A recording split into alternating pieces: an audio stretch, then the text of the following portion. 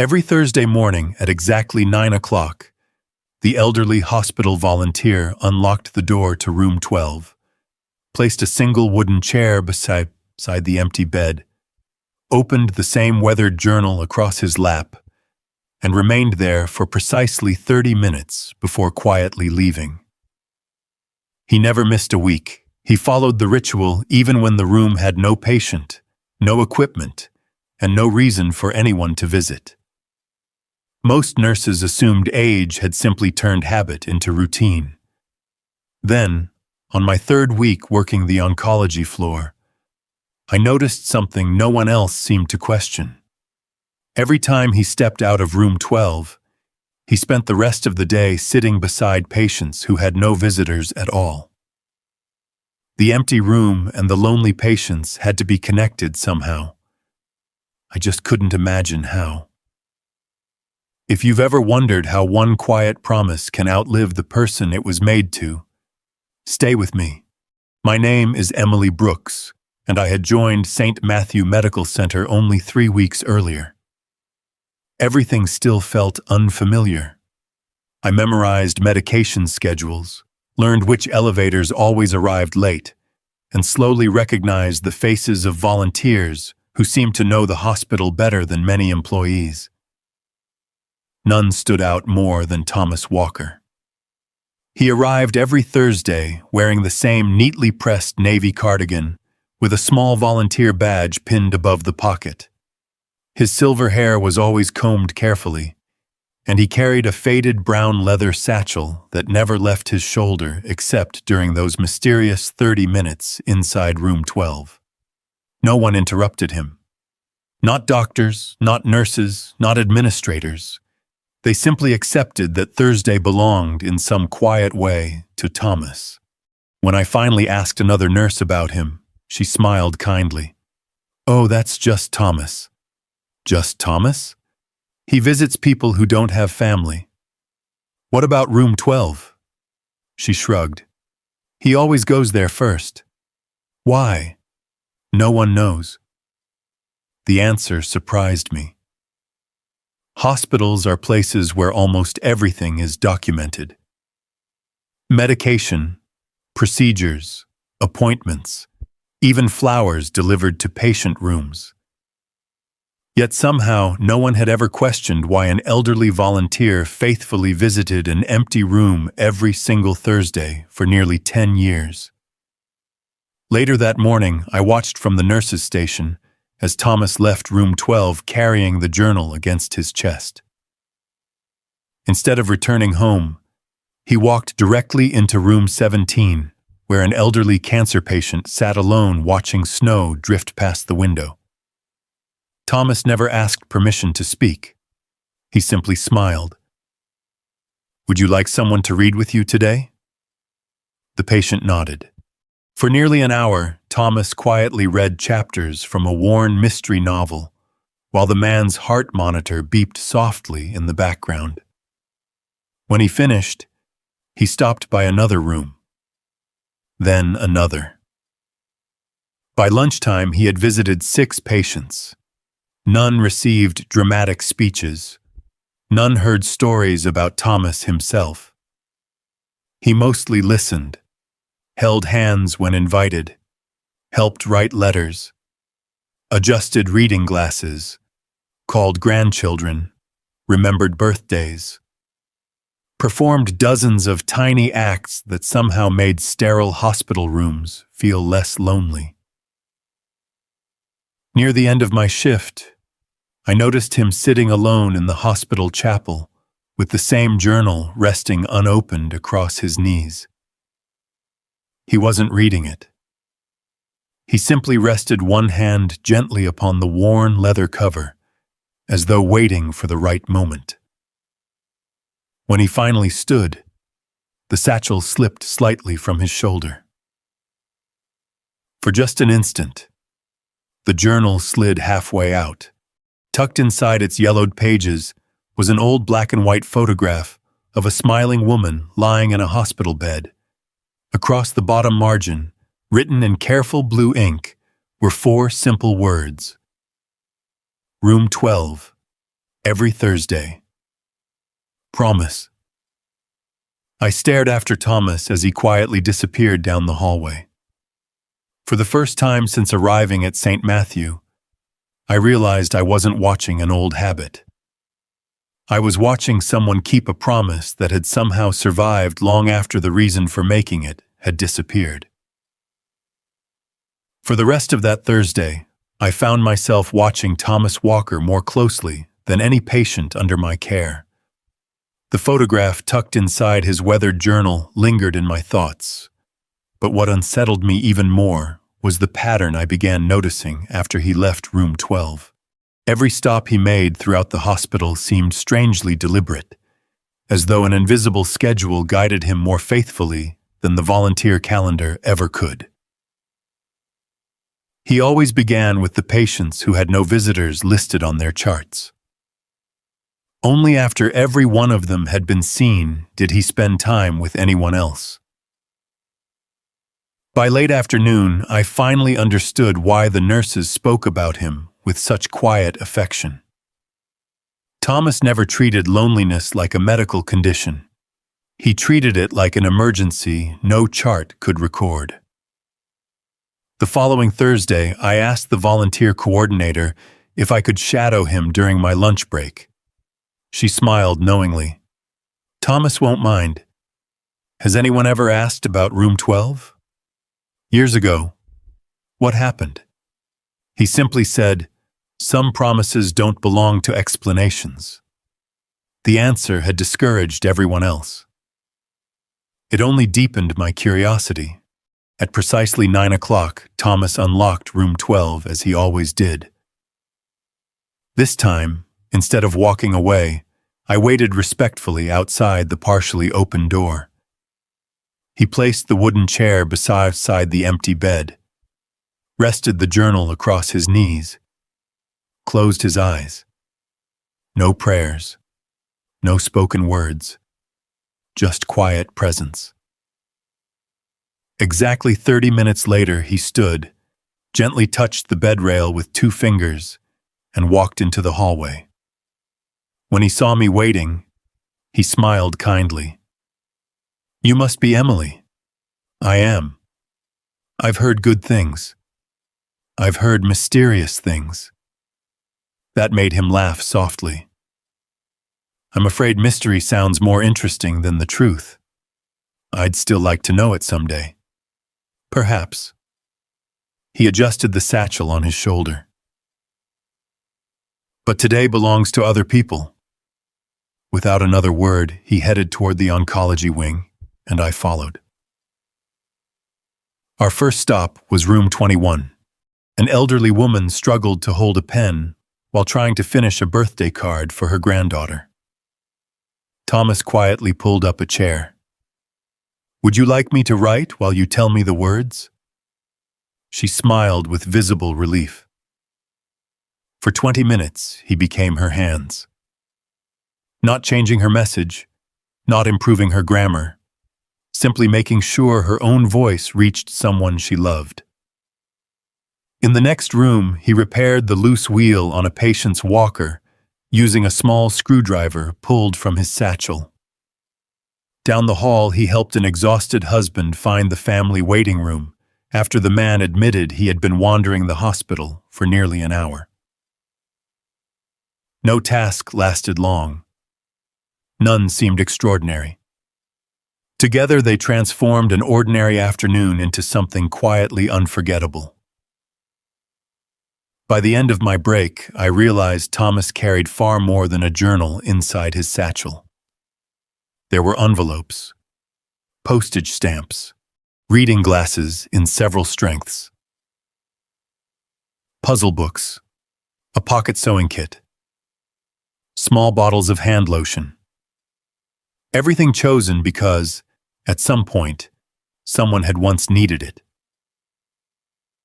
As he bent to return the screwdriver to its place, the journal slipped halfway from the satchel before he noticed. I instinctively caught it before it reached the floor.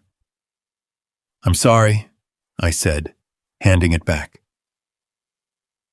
For a brief moment, The worn cover opened just enough for me to glimpse the first page. The ink had faded with age, yet one sentence remained unmistakably clear. She asked only one thing of me.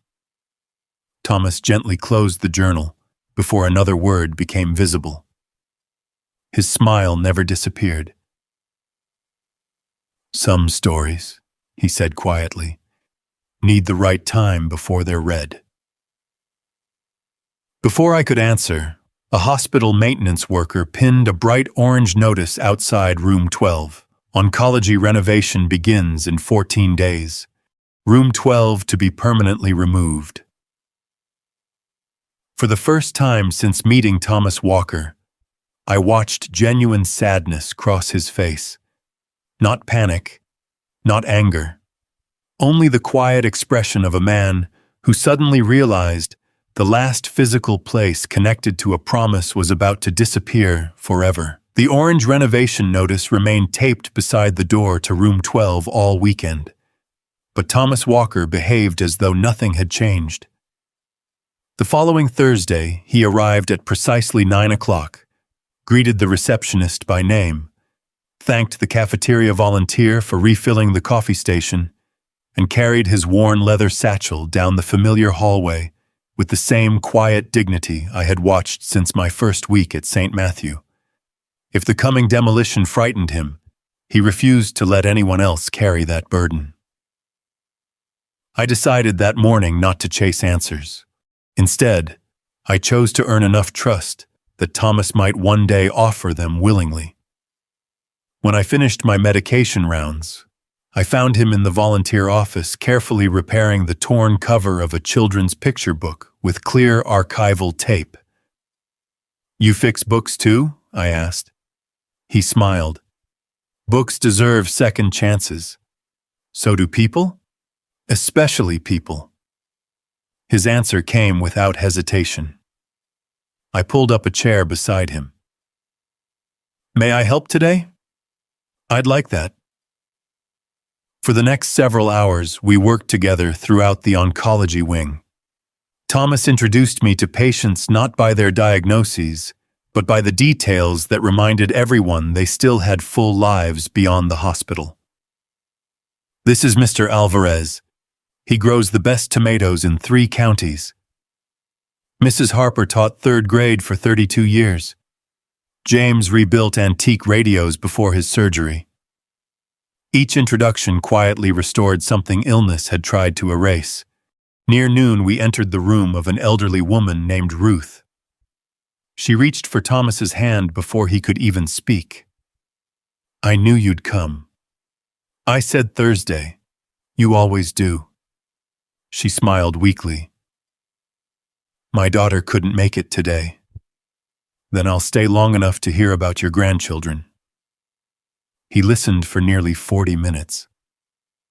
Not because there was nowhere else to be, because somehow he always made the person in front of him feel like the only appointment that mattered. As we walked into the hallway, I finally asked the question that had been forming since the day we met. "How do you remember so many people?" Thomas adjusted the satchel on his shoulder. "When someone trusts you with part of their life, the least you can do is remember it." The sentence stayed with me all afternoon. Near the end of our shift, Thomas received a call from the volunteer coordinator asking him to help deliver donated blankets to the pediatric floor. As he stood, the satchel slipped from his shoulder once again. This time, the weathered journal fell onto the chair beside me. I picked it up before it hit the floor. "I've got it. Thank you." As I handed it back, the front cover opened just enough for a folded hospital photograph to slide onto the floor between us. Neither of us moved immediately. It showed room 12 many years earlier. The furniture looked older. The curtains were different. A younger Thomas sat beside the bed holding the hand of the smiling woman I had glimpsed before. Across the bottom, someone had written in graceful handwriting, No one should face Thursday alone. Thomas gently picked up the photograph and held it for several quiet seconds. I should have put that away better. I'm sorry. No need. For the first time, he looked as though he might explain everything. Instead, he carefully tucked the photograph back inside the journal. Some promises, he said softly, take longer to understand than they do to make. Before I could respond, an announcement echoed through the hospital speakers. Attention all staff. Final renovation planning meeting for the oncology wing will begin at 4 o'clock in conference room B. Attendance requested for department leaders and volunteer representatives. Thomas lowered his eyes. So it's finally happening. That afternoon, I attended the meeting with the nursing supervisor. Architects presented new floor plans. Administrators discussed expanded treatment spaces. Then, one slide appeared on the screen. Room 12, scheduled for permanent removal. Most people simply nodded. Only I noticed Thomas quietly reach into his satchel and rest one hand on the old journal, as though protecting something far more fragile than paper. When the meeting ended, I returned to the volunteer office to place extra blankets on the storage shelves. The journal was still lying where Thomas had accidentally left it. For the first time, it rested completely unattended, and the first page had quietly opened by itself. The volunteer office was completely silent. Outside, nurses hurried between patient rooms while administrators continued discussing renovation schedules that would soon erase room 12 from the hospital map. Inside, the only sound came from the old wall clock ticking steadily above the coat rack. Thomas's journal rested exactly where he had forgotten it. Its cover had opened only slightly. I remembered every lesson nursing school had taught about respecting privacy. I also remembered the look on Thomas's face when the renovation plans appeared on the conference room screen. He wasn't protecting a secret. He was trying to protect a promise. Carefully, I lifted the journal only enough to close it. Before I could, a single folded page slipped free and landed beside my shoe. It wasn't a diary entry. It was an old hospital volunteer identification card issued nearly 10 years earlier. Attached behind it was a handwritten note. If this journal is ever found, please return it unopened unless room 12 is no longer here. I stopped breathing for a moment. Room 12 was about to disappear. Thomas himself had anticipated this day. Lowly, I unfolded the page beneath the note. The first journal entry filled only half a sheet. The handwriting was remarkably steady. Thursday. She smiled today. The doctor said we were running out of treatment options. Before I left, she asked me for one promise. The next sentence had faded from years of handling. I could read only part of it. If someone ever lies here without... The remaining words disappeared beneath worn creases. I immediately closed the journal. I had already learned enough. The promise had not begun with Thomas. It had begun with someone lying in room 12. At that moment, footsteps approached the volunteer office. I expected Thomas. Instead, Dr. Michael Grant stood in the doorway. The oncology director looked toward the journal resting in my hands. You found it. I wasn't trying to. I know. He walked inside without the slightest sign of anger. You've been wondering about Thomas. I have. Michael nodded thoughtfully. Everyone does eventually. Why has no one ever told the story? Because Thomas never wanted sympathy. The doctor pulled out a chair. When his wife Eleanor became my patient years ago, room 12 was her room. My chest tightened. They spent every Thursday together, every single one. Even after treatment stopped helping, especially then. Michael looked toward the hallway, where patients quietly moved past the open door. Eleanor believed hospitals became loneliest on Thursdays. Why Thursdays? Family members usually returned to work by then. The answer struck me immediately. Weekends brought visitors. Mondays carried determination, but Thursdays often held exhaustion, waiting. Silence. Hope growing thin. On her final Thursday, Michael continued, she noticed another patient across the hall who hadn't received a single visitor. He smiled sadly. She asked Thomas whether he would promise her something. I already knew. Yet I still whispered the question. What? Michael looked directly at me. She said, if someone has to spend Thursday here without family. He paused. Please don't let them be alone. The sentence settled over the room with extraordinary gentleness. No dramatic revelation, no hidden scandal, just one quiet request from a dying woman. And he kept that promise. For almost 10 years. Every Thursday, without missing one. I looked down at the weathered journal. Suddenly, everything made sense.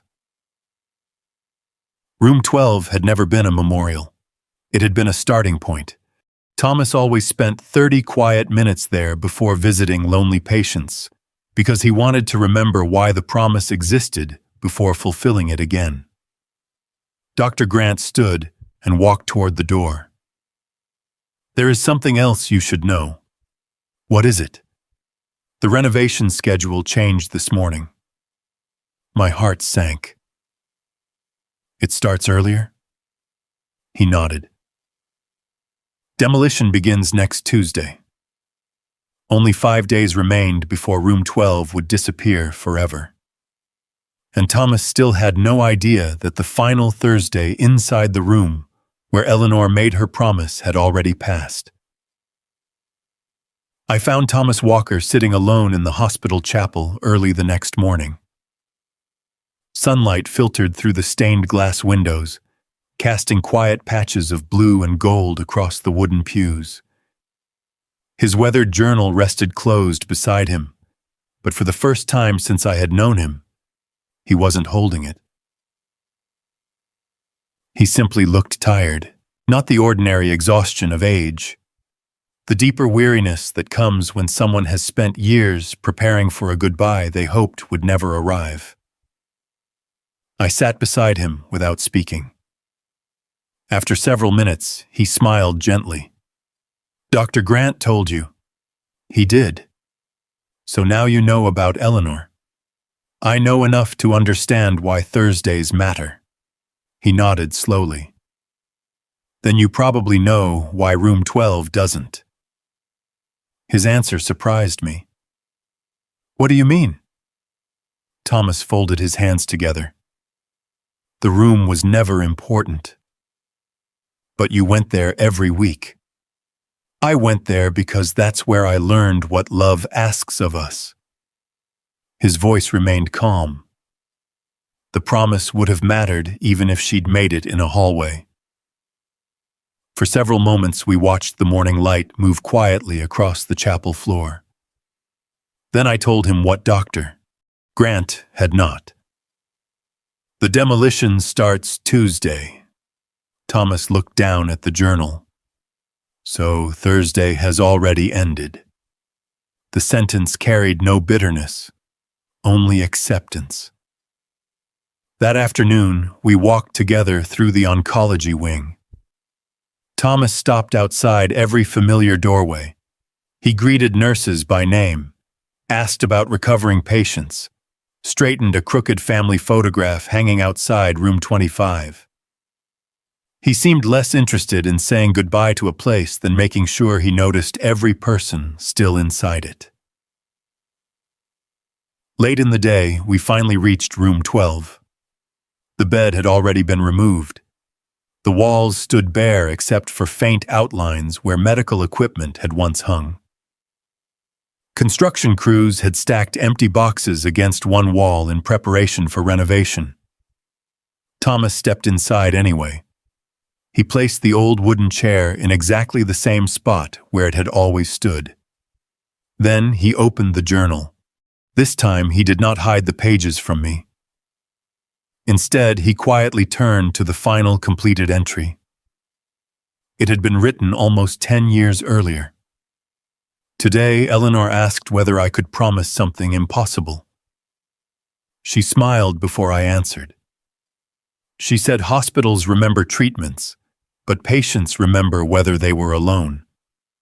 If someone spends Thursday here without family, I will sit beside them. Not because I can cure them, because no one should carry fear without another hand nearby. The page ended there.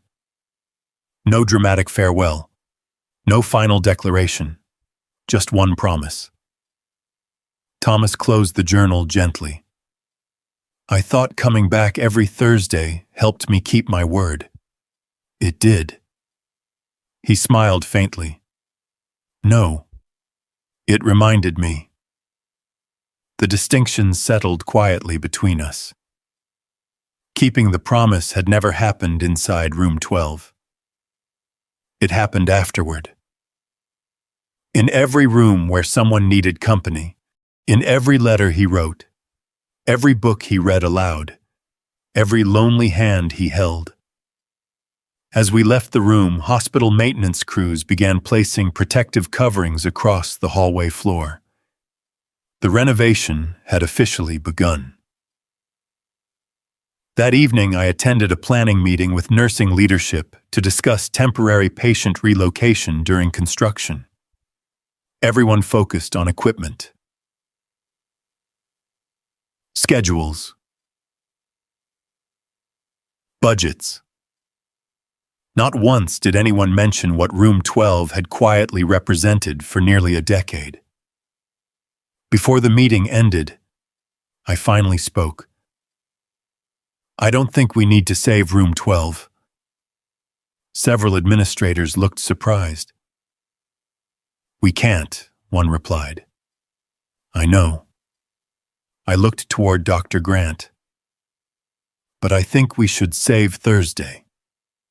Silence filled the conference room. What does that mean? The nursing director asked. It means every Thursday, no patient without family should spend the day alone. No one answered immediately. Then Dr. Grant quietly reached into his briefcase and placed a small stack of handwritten thank you letters on the conference table. They're all addressed to Thomas. There were hundreds. Letters from patients, children, widows, spouses, families. Not one thanked him for visiting Room 12. Everyone thanked him for showing up somewhere else. Only then did everyone in the room begin to understand what Eleanor's promise had truly become. And for the first time since learning the story, I realized the greatest danger was never losing Room 12. It was allowing the promise born there to disappear with it. The stack of handwritten letters remained on the conference table long after the meeting ended. No one reached for them immediately. Doctors who had spent decades treating disease found themselves silently reading words that spoke almost nothing about medicine. Every letter thanked Thomas Walker for something astonishingly simple. You stayed after visiting ours. You called my grandson because I was too weak to hold the phone. You read my husband's favorite chapter 3 Thursdays in a row. You sat with my mother until sunrise when the rest of us couldn't arrive in time. Not one person mentioned room 12. Every letter described what happened after Thomas walked out of it. The next morning, Dr. Grant asked me to meet him in the volunteer office. Thomas was already there. The old journal rested open across the desk. Beside it lay dozens of volunteer schedules dating back nearly 10 years. "I owe both of you an apology," Thomas said quietly. "For what? I never intended for any of this to become everyone's concern." "Doctor," Grant smiled gently. "You've spent a decade making everyone else your concern. I was only keeping a promise, and that's exactly why we're here." Thomas looked from one of us to the other. "I don't understand." I slid the stack of thank you letters toward him. "You thought you were protecting Eleanor's promise." "I was. You already have." He slowly picked up the first letter, then another, then another. His hands trembled slightly. "I don't remember writing to these people." "You weren't writing. You were showing up." For several long moments he said nothing. Then he quietly closed the journal. "The room is gone." "No." I shook my head. "The room isn't the promise." He smiled faintly. "I know. But people still think it is." That afternoon, nursing leadership approved an unusual proposal. Beginning the following month, every Thursday would include a new volunteer assignment. Any patient listed without visitors would automatically receive a trained companion if they wished. No speeches, no publicity, just quiet presence. Exactly as Eleanor had imagined. When Dr. Grant explained the plan to Thomas, he listened patiently before asking only one question. "Will they have to wear my name?" "No." "My picture?" "No." "A plaque?" Dr. Grant laughed softly. "No." Thomas visibly relaxed. "Good. That's all you wanted to know?" It was the only thing that mattered. Later that day, I walked with Thomas through the temporary oncology ward, while construction crews sealed off the hallway leading to the former room 12. The familiar door had already disappeared behind plastic barriers. Workers carried equipment in and out. Paint markings covered the floor. The room no longer looked like part of a hospital. It looked like a memory already beginning to fade. Thomas stopped for only a moment. "I thought this would hurt more." "It doesn't?" He shook his head. "I already said goodbye." "When?" "Every Thursday." The answer caught me by surprise. "I wasn't returning because I couldn't let Eleanor go." He smiled gently. "I was returning because she never really left." Before I could respond, an elderly patient nearby pressed the call button. Without hesitation, Thomas walked toward the room. A frightened man recovering from surgery stared anxiously toward the empty doorway. "My daughter is stuck in traffic," he whispered. "I don't like being alone." Thomas pulled up a chair. "You aren't." He never mentioned Eleanor. Never spoke about promises. He simply sat beside the man and began asking about the fishing boat pictured on the bedside table. The conversation drifted naturally toward grandchildren, lakes, old summers, and favorite breakfasts. Within minutes, the fear had eased. Watching from the hallway, I finally understood something I had missed from the very beginning. Thomas had never been trying to preserve one room. He had been quietly teaching everyone around him how to become the kind of person who noticed loneliness before anyone asked for help. That evening, before leaving the hospital, Thomas handed me the journal. "I think it's time. For what? He turned carefully to the final unwritten page. Unlike every page before it, this one contained no memories, only a single sentence Eleanor had written years earlier in delicate blue ink. Promises stay alive only when someone else is willing to keep them. Below it remained one blank space, waiting. Not for Thomas, but for whoever would continue Thursday after him. The first Thursday companion shift began quietly. No ribbon-cutting ceremony, no announcement over the hospital speakers, no photographs for the hospital newsletter. At exactly 9 o'clock, while construction crews continued removing what had once been room 12, 5 volunteers simply walked to 5 different patient rooms carrying books, crossword puzzles, handwritten stationery, and nothing more complicated than the willingness to stay. Thomas watched from the volunteer office window. For several long moments he said nothing. Then he smiled. They've already understood. I looked toward the journal resting on the desk between us. You mean the program? He gently shook his head. No. The promise. That morning I accompanied the newest volunteer, retired school librarian Margaret Collins, into the room of an elderly gentleman recovering from leukemia treatment. His chart listed no visitors. His breakfast tray remained untouched. When Margaret entered, she did not begin with questions about his illness. Instead, she noticed a faded fishing magazine lying beside the bed.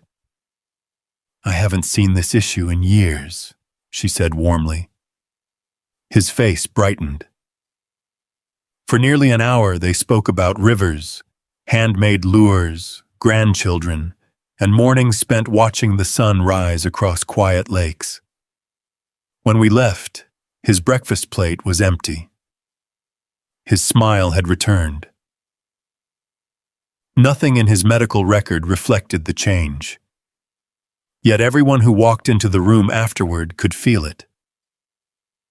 By lunchtime every Thursday, companion volunteer had experienced something similar. One helped a frightened patient record a voice message for his daughter before surgery. Another read children's stories over a video call so a grandmother could still participate in bedtime from her hospital bed. A retired choir director quietly sang hymns requested by a woman receiving her final treatment. No one had been instructed exactly what to do. They simply paid attention, exactly as Thomas always had. Late that afternoon, the volunteers gathered inside the small hospital chapel. They expected a briefing. Instead, Thomas placed his weathered journal on the table before them.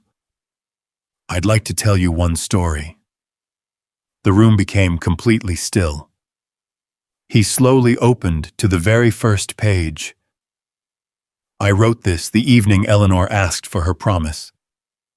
His voice remained steady, despite the emotion resting quietly beneath each word. Today, my wife smiled while everyone else cried.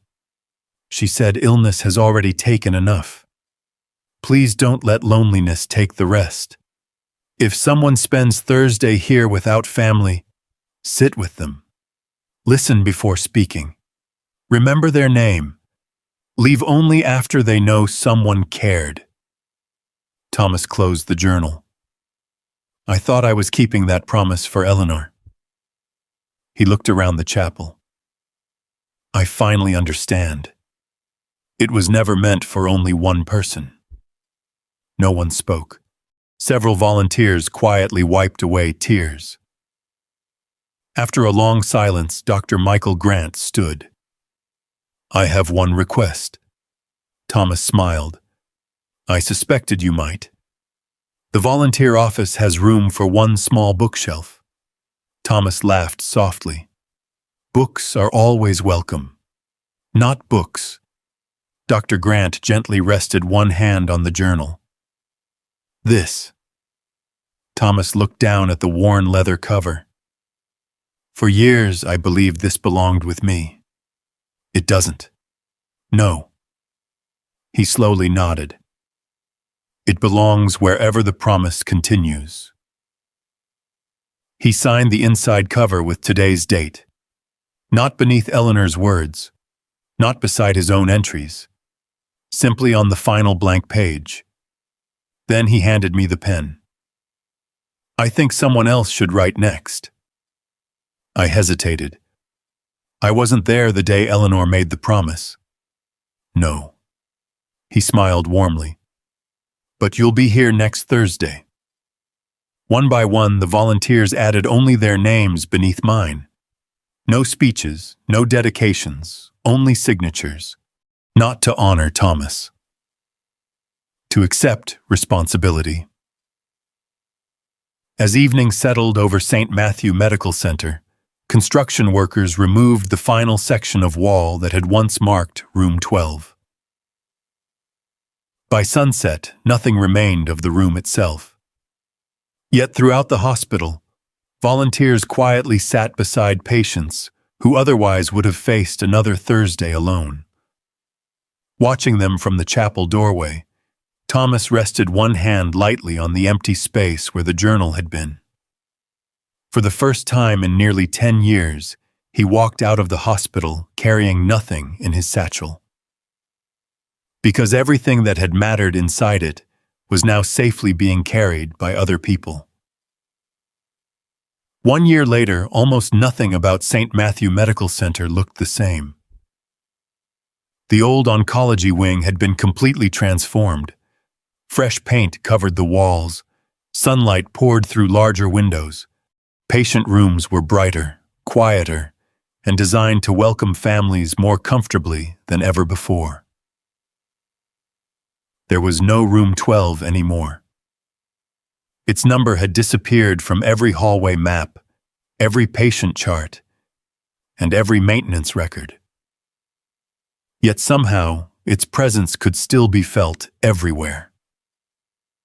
Every Thursday morning at exactly 9 o'clock, volunteers gathered quietly inside the small volunteer office before beginning their rounds. No speeches, no attendance roll, no ceremony. Each person simply opened a small notebook, checked the list of patients scheduled to spend the day without visitors, and walked toward whichever room needed them most. Some brought books, some carried knitting supplies, others simply carried an extra chair. Thomas Walker rarely joined the rounds now. His doctors had finally convinced him to reduce his volunteer hours after another bout of heart trouble earlier that spring. Instead, he spent Thursday mornings welcoming new volunteers, listening to their stories, and reminding them of one lesson that Eleanor had taught without ever standing in front of a classroom. The illness is rarely the loneliest part, he would say. It's the waiting. Every volunteer understood exactly what he meant. Over the past year, the Thursday Companion program had quietly spread beyond the oncology floor. Cardiology requested volunteers. Neurology asked to participate. The rehabilitation unit soon joined. No department wanted recognition. They simply noticed that frightened patients smiled more often when someone arrived with enough time to truly stay. One Thursday afternoon, I returned to the volunteer office after helping a retired music teacher write birthday letters to her grandchildren. Thomas was sitting alone beside the bookshelf where his old journal now rested. It was no longer locked away. It was no longer his alone. New volunteers often read the opening pages before their first shift, not to learn about Thomas, but to understand Eleanor's simple request. The final page looked very different now. Beneath Thomas's signature were dozens more. Nurses, doctors, volunteers, college students, retired teachers, former patients, family members. Each had signed only after completing their first Thursday, beside someone who would otherwise have faced the day alone. No one added titles. No one listed accomplishments. Only names. Living proof that one promise had quietly become many. Thomas noticed me looking at the journal. I used to think I was afraid of losing room 12. Weren't you? He smiled softly. No. I was afraid people would remember the room, instead of remembering each other. I looked toward the busy hallway, where another volunteer gently pushed a wheelchair beside an elderly patient who had no visitors that afternoon. They remembered. They did. He closed the journal and placed it carefully back on the shelf. It was never about preserving a place. It was about preserving presence. As I left the hospital that evening, I passed the wall where room 12 had once stood. Nothing marked the location. No plaque, no framed photograph, no explanation. Patients and families walked past without realizing that an empty room had once inspired thousands of quiet moments of compassion. They did not need to know, because the greatest legacies are rarely found in the places where they begin. They live in the people who choose to continue them. If this story reminded you that simply showing up for another person can become one of the greatest gifts you'll ever give, I hope you'll carry that kindness into someone's ordinary Thursday. A conversation, a listening ear, or a few quiet minutes beside someone who feels alone may become the moment they remember long after every room, building, and calendar has changed. May your presence always bring comfort, your promises quietly outlive you, and your compassion continue reaching hearts that may never know your name.